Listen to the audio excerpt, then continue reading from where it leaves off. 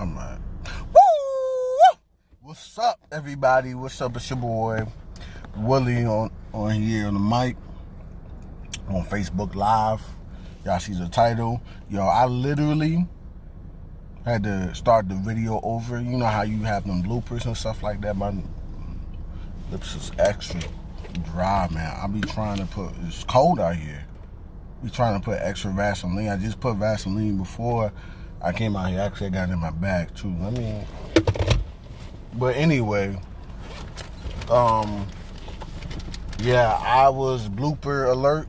You know, I was making this video and I had just being real with you, I had a big old booger up my nose. I didn't even know. And that's embarrassing. But with my Vaseline up, there you go. Gotta keep the Vaseline with you, cause you already know. And anytime you could be talking to somebody, I'm in the Bronx, you know what I'm saying? Bronx represent. Find this honeys out here. I might be talking to a godly Christian woman, you know what I'm saying? And then the lips all dry. I can't do it. Anyway, your boy being real with you. You see the title. I'm sorry. I know I said I was gonna talk about don't date on empty, and that's going to come. But today, God just put it on my heart. Where my Bible at? Because you know I'm a preach. Give me my big old Bible right here. So, Imelda, what's going on, Nicole? That's going to come. I'm still going to talk about it. Don't date on empty. You already know. Your boy going to come at you. He going to love on you. He going to correct you. But can't wait to get the edge up. Anyway, today I wanted to talk about, they said I was too heavenly minded, and I want to talk about giving up things for the kingdom that for the world it don't look right. You look like you're doing too much. What's going on, Tasha? Looks like you're doing too much. It looks like yo, you gotta give up all of that. It looks like Christians can't have fun. Just to be honest with you, honestly, some of the things God has told me, like, hey, this ain't right. You gotta, you know what I'm saying? Like, it's up to you. God has never like really forced me to give up something. I don't think that's not my relationship with God. Maybe that's your, but he's always pointing out something and he said, you sure you want to keep watching this? You sure you want to keep participating in that? Because this might lead to, then I'm like, you know, I don't think he's ever, well, he probably has to have like, yo, stop. But sometimes he's like, you sure? Because some of the things are good things, but the enemy to great is not good. Not bad, is good, right? Right. So I'm gonna get into the word, get into the grizzy. You know what I'm saying? All right, let me my Bible. All right, one of my favorite Bible characters. We're gonna talk about Samson.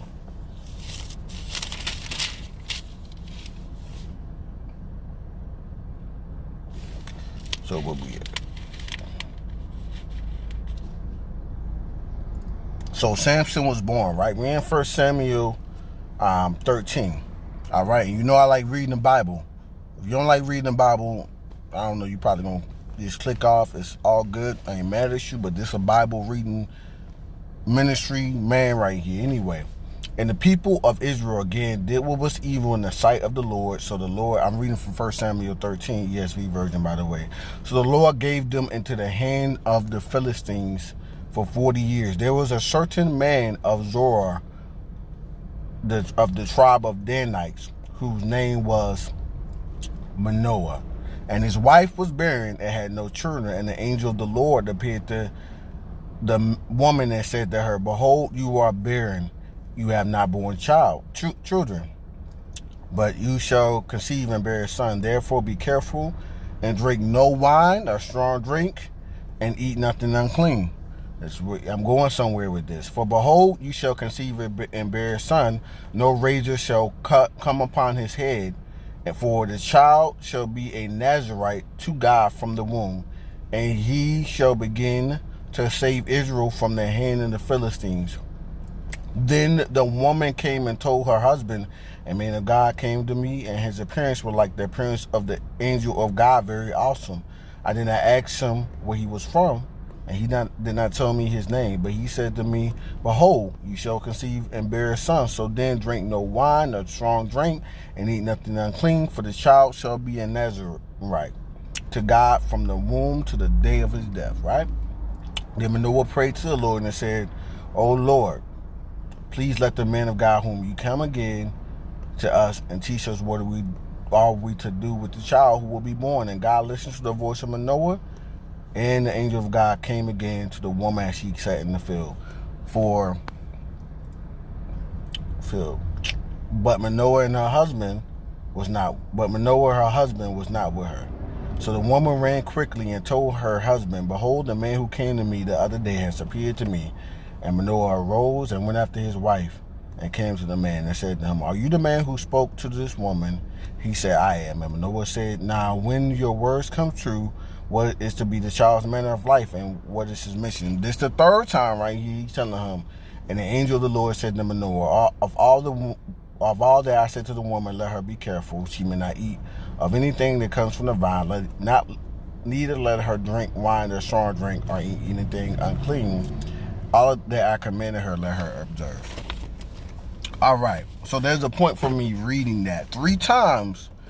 Samson was instructed through his parents to not do certain things because he was a Nazarite, right? And I'm in this season where I know God's calling me to be. I feel a big, strong call to do deliverance ministry. To be in the deliverance ministry, to fight these demons out here. And there's some things I cannot participate in that other Christians have the liberty to do. Right? It's some things that even as Christians, that people in the world are called to be, are not called to be, but are called that are doing that as Christians we should not participate, or we should be very careful of. What am I talking about? I'm talking about, and people will say you're too heavenly minded. I'm talking about you spend 8 hours a day watching Netflix. You took a day off, you spent 8 hours watching. Nothing wrong with that. That's a good thing. I'm not saying cut your Netflix subscription off unless the Lord leading you. But I am saying this. That's okay for you to do when you was in the world. But you didn't even spend 5 minutes in prayer or talking to God. You know? You didn't spend time in your word, getting into your word. But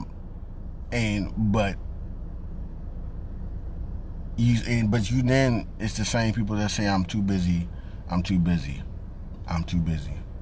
You know, and I'm talking about giving up things. I'm talking about when you start giving them things like that, and when you talk to somebody, said, the Lord told me to fast from Netflix. Oh, you too heavenly minded, man. The Lord told me to fast from sports. I'm not saying that he hasn't called me to do that right now, but maybe one day he will. And somebody asked me to go watch the game, I'm like, hey, I'm not watching that right now. Oh man, you too heavenly minded. Let me tell you what tripped me up when I was younger. When I was young in the faith, 19 years old, is, you know, very person I love. And I'm not going to speak no names. I really don't speak no names on here. If somebody feel like I'm talking about them that's in my life, I'm not using your name or nothing. And if it is you, you're part of my life, you already know I'm probably going to preach about you. I'm sorry. But I'm not going to try to drag you down either, you know.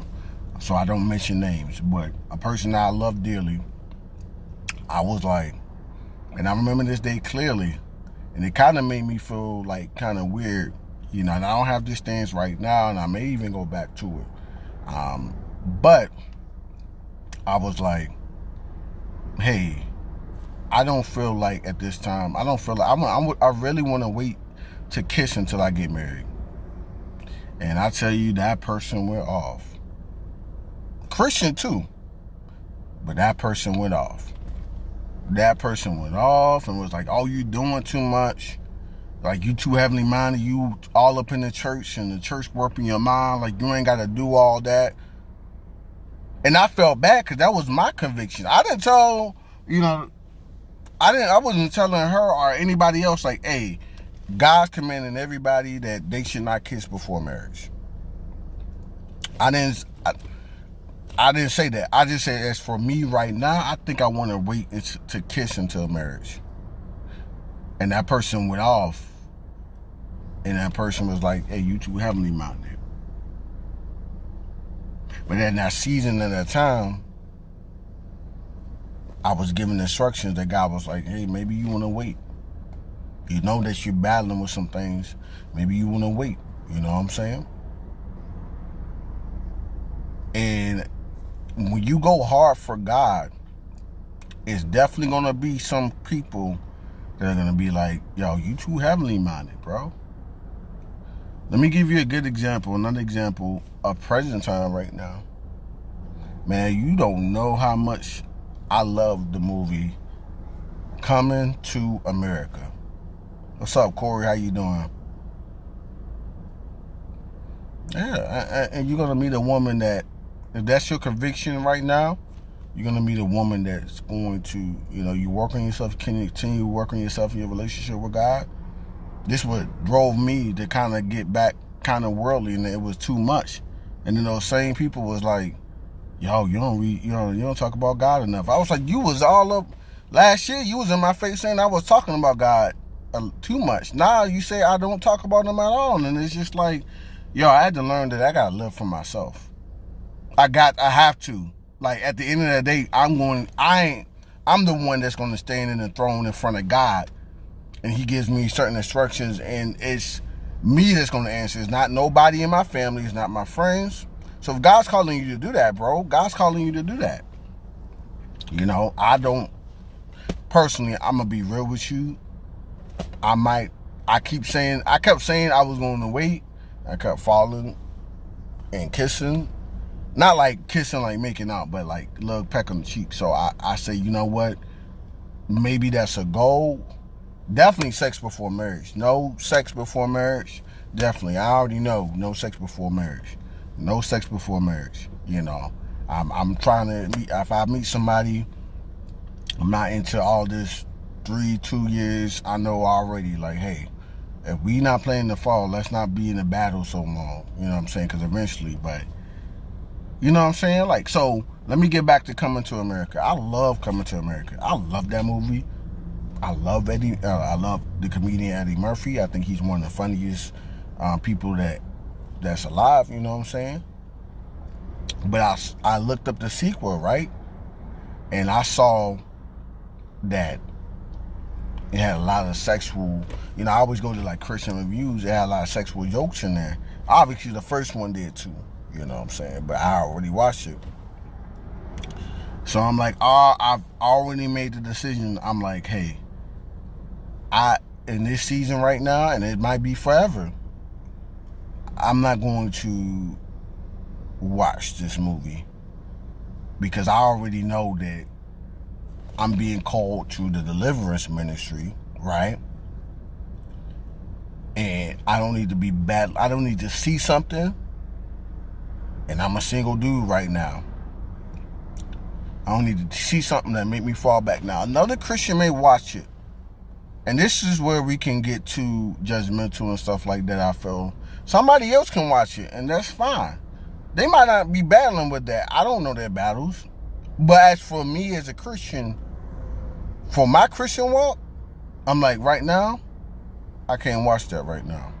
But it would be some people that say, oh, you're too heavily minded. There'll be some people that say, man, you gotta live. Yo, I'm a slave to Christ. You know what I'm saying? Like, and I don't use my freedom as a means to sin. So if I know that could lead me into temptation, I'm not gonna sin against because we all a slave to something, man. We all a slave to something. What's up, Sebastian? Trayvon, what's going on? And I choose to be a slave to Christ. Let me see what you wrote, Corey. You said, what up, bro? This is great stuff. Had someone tell me stop giving God so much glory because I kept, and she has a women's Christian ministry, shaking my head. Yeah. I was on the mindset of that too a little bit, bro. I'm not gonna lie to you. I was like, man, every time, like sometimes it's my talents. But I start saying it more because, I can get to a place where I be prideful and be like, you start casting out demons and the demons obey you, right? And you be like, I did that. Like, no, that's glory to God. The disciples rejoice when they casted out demons, right? But Jesus pointed them to them and say, they was glad. And they would say, don't rejoice that you casted out demons. Be more rejoiceful that your name is written in the book of life, right? Because there will be some people in the days where they ain't gonna cast out some powerful demons, but Jesus is still gonna say, I never knew you. You know what I'm saying? So I'm at this point where it's like, I just remember so many times where I questioned myself when I was younger, and I was like, maybe I'm doing too much. Maybe if I keep on this track, I won't find a Christian woman because I'm like really into God, and these are my thoughts. And these are thoughts of Satan, that's whispering in my ear, oh man, you too much into God. Now some things I could have worked on and I'm working on now. Some things that some people say, oh man, you too earthly minded. Like working on my smile, you know what I'm saying? I got the Invisalign, y'all seen the videos, Working out, going to the gym, getting my hair cut, making even doing things like, hey, I'm gonna make sure, like, how we guys can do when we single. We don't be taking, sometimes, be real with it. Taking showers. Well, I'm gonna take a shower for. I ain't going nowhere. But I, even when I come home, take a shower. Because I know one day I do want to be married, so I'm making that habit. And ladies, they remember. They got that. They remember. Sometimes they remember you just by your scent. They got a stronger sense of smell than us. So even after taking a shower, I'm going to a men's meeting. I still put cologne on. You know what I'm saying? So these things, but some people would say I'm too earthly minded. If you hit my car, bro. Sorry, gangster came out. But he was real close, y'all. He was real close. Jeez.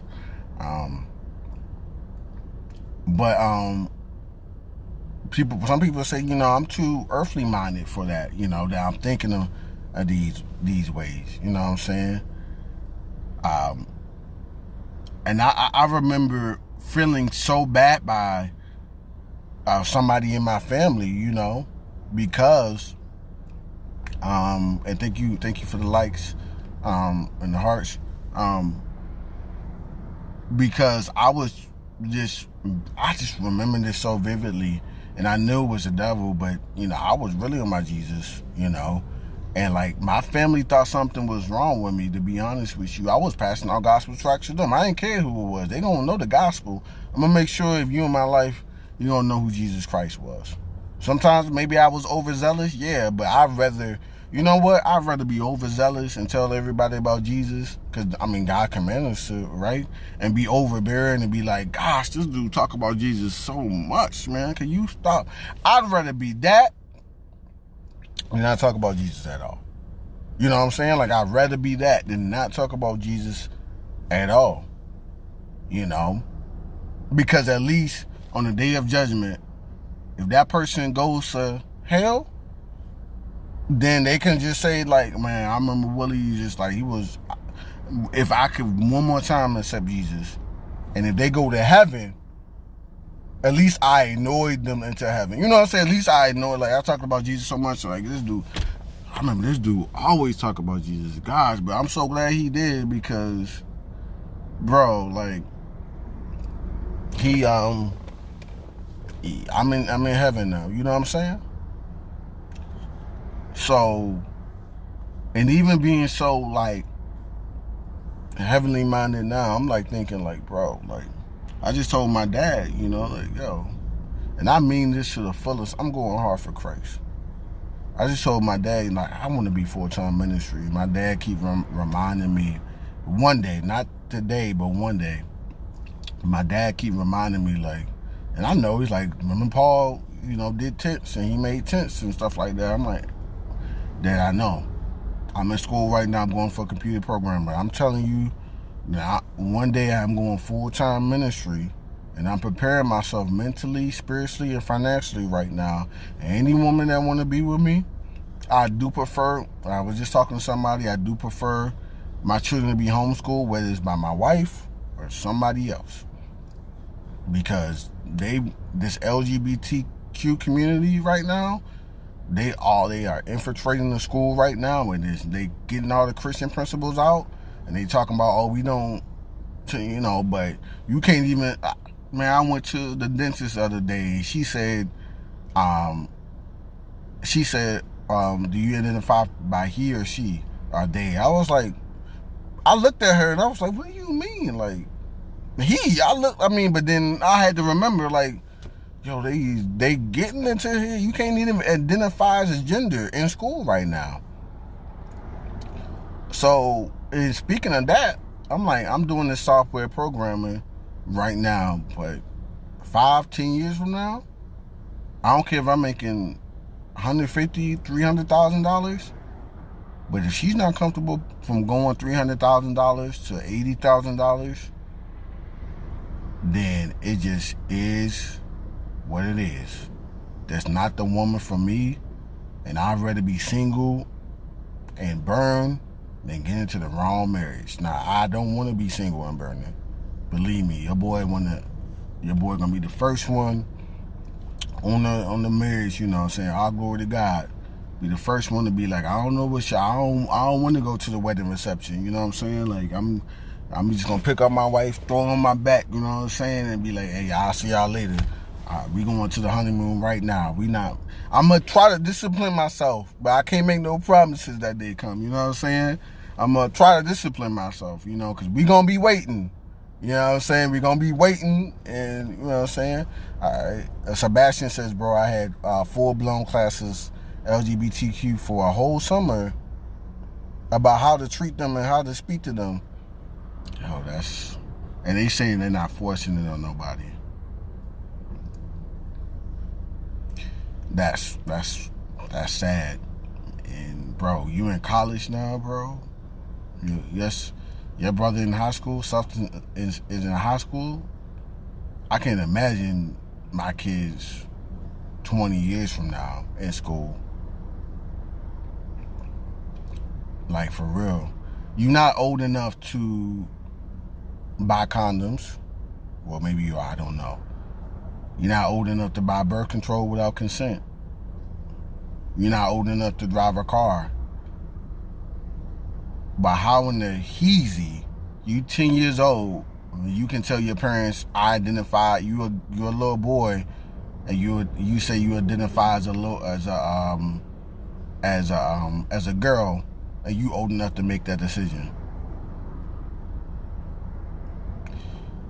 Bro, they can have the reception. My wife and I are going to be immediately make up for the lost time right after the wedding. That's what I was talking about. Like I said, man, I can barely make that promise. I'm not going to make that promise no more because I keep making it. But with the kissing and holding hands and stuff like that, I'm okay. You know, like but as far as, you know, like we definitely going to wait to have sex into a marriage. And I'm telling you, my wife better be ready. And ain't no, I tell you this right here. If my future wife listening, or any woman that's interested in me, I'll tell you this right here. If I'm gonna say this, and this is at my own risk. If she never says no to me, as far as sex, I give her anything in the world. I would give her anything in the world. How many shoes she want, how many, you know, all that stuff, shoes, purses, I give her anything she wants because that woman will deserve it. Because there's a lot of women out here that you talk about a man loving them, and the Bible commands us to love our wife, and just reading it as our own bodies. You know what I'm saying? Like, and that's true. You talk about women submitting, that's a curse word these days. It's a curse word. And if you define a godly woman that doesn't flinch at the word of submission and say, you know what, I'm gonna submit to him as I submit to Christ. Because forget all, I actually got a sermon about that. The Bible does not mean submit to one another, because if you read that whole context, the children thing, the parents supposed to submit to their children. The boss is supposed to submit to their workers. No, but we've going back to the LGBTQ thing. We've talked about it so much, where it's freedom outside the body. You know what I'm saying? Like, that's not submission is not a curse word. First of all, a man is supposed to submit to Christ. Then he gets married, and that woman submits to him out of honor, because it's a picture of Christ and the church. And he loves her. He does not abuse that power. Come on, somebody. But anyway, talking about being too heavily minded, I'm always thinking about the gospel. You know, I'm always thinking about the gospel. Yesterday, I was like, yo, man, I'm watching too much sermons. I need to watch some basketball or some wrestling or something like that. You know what I'm saying? Like, but then I started thinking, like, yo, those are people in the world making me think like that. Like, man, you're gonna be too much, man. You watch so much sermons, man. Your fire's gonna. And this one thing that I want to encourage the young people so much at my church. Like, bro, like, they're gonna be people that tell you that you too young. I mean, it is what it is. They're gonna tell you too young. They're gonna tell you that you're too young. That your fire's gonna go down. That, oh, you'll calm down. This is the honeymoon phase. No. Don't let them believe that because their fire burned down, because their lackadaisical go, because they stopped reading their Bible. They used to love reading the word, and they were falling up with the word and read it 2-3 hours out the day, and now they barely read the Bible. No. That's their relationship with God, and they let that fire burn. How would a woman feel if, oh, you're going to calm down after the honeymoon, you know what I'm saying? You're not going to feel that much soul in love with her.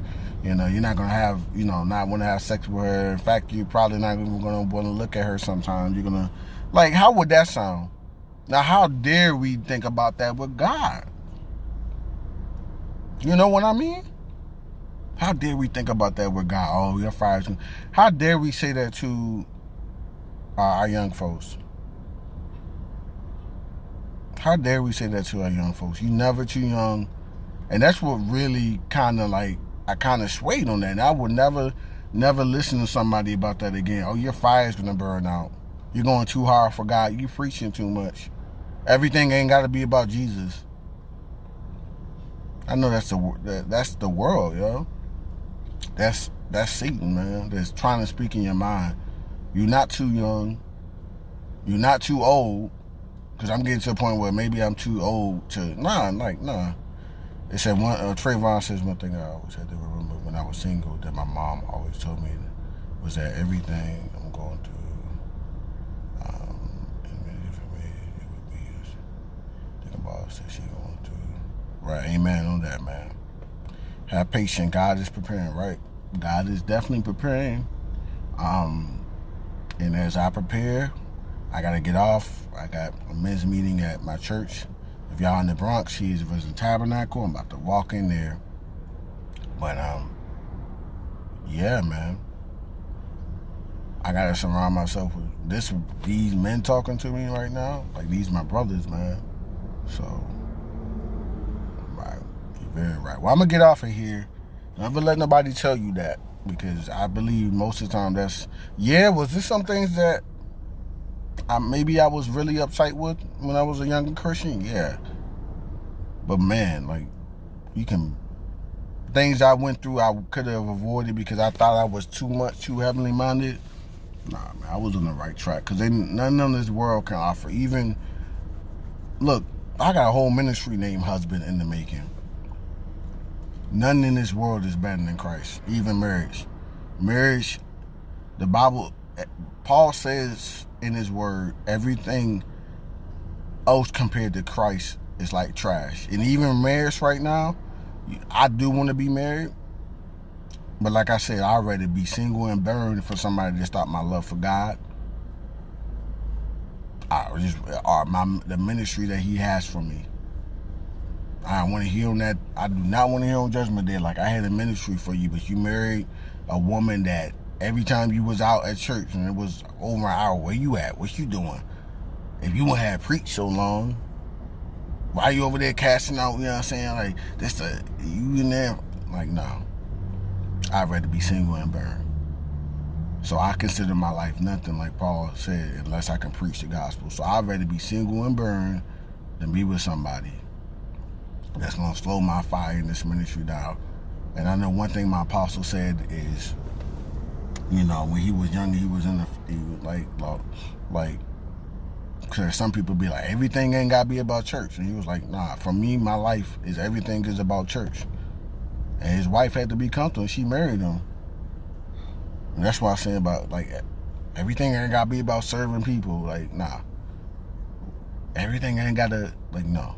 When I get married, it's going to be some things. If she's not thinking about the things of heaven and things of God, it's going to be some things, like, I've had to cut some women off because like, that's too, what you mean we can't watch that? Like, no, in my house, I have a certain calling. I'm about to start preaching again. I got to go in there. I have a certain calling. I can't do some things. You're attached to my last name now. It's some things that we can't do in this household because I just have a different calling and I can't accept that in my household. Maybe somebody else can do it. I just can't. I can't allow it. All right? All right, so I'm going to get out of here because it's almost 12 o'clock. Holla at you, boy. The beer looking good, too.